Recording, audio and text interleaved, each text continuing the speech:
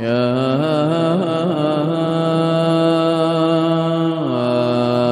أيها الإنسان ما غرك بربك الكريم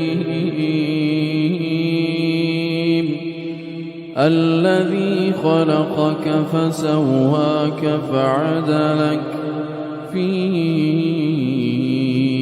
أي صورة ما شاء ركبك كلا بل تكذبون بالدين وإن عليكم لحافظين كراما كاتبين يعلمون ما تفعلون إن الأبرار لفي نعيم وإن الفجار لفي جحيم